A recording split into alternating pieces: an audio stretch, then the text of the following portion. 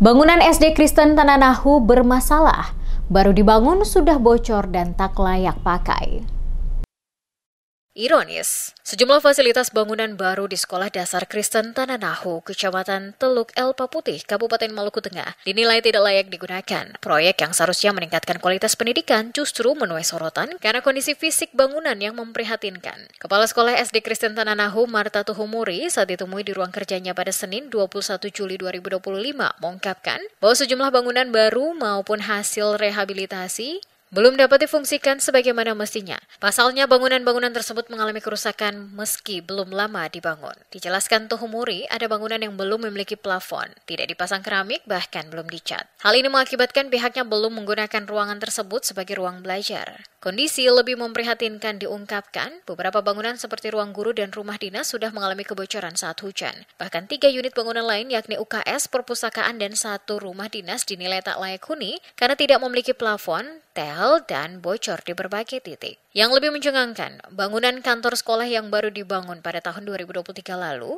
sudah pernah direnovasi karena bocor. Namun, meski telah direnovasi, kebocoran tetap terjadi setiap kali hujan mengguyur.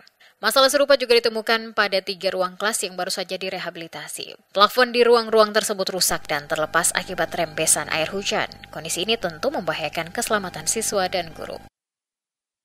Itu kenapa sampai sekarang belum bisa ditempati, Bu? Karena bangunannya belum selesai, belum lengkap dia punya untuk mau menempatinya, karena belum ada dia punya plafon, jubingnya tehel belum ada, lampu juga tidak ada. Kalau musim hujan bocor ya, Bu? Bocor di mana-mana. Bangunan yang rehab bocor, kantor itu bocor. Dengan ruang kelas 6. Kelas 6 itu bekas direhab, bocor. Rehab. Oh. Sementara disinggung soal besaran anggaran dalam proyek pembangunan gedung dimaksud, Tuhumuri mengaku tidak mengetahui besarannya anggaran maupun spesifikasi proyek, karena pembangunan dilakukan sebelum dirinya menjabat sebagai kepala sekolah. Menyikapi situasi ini, pihak sekolah dan masyarakat berharap pemerintah daerah melalui dinas terkait segera turun tangan.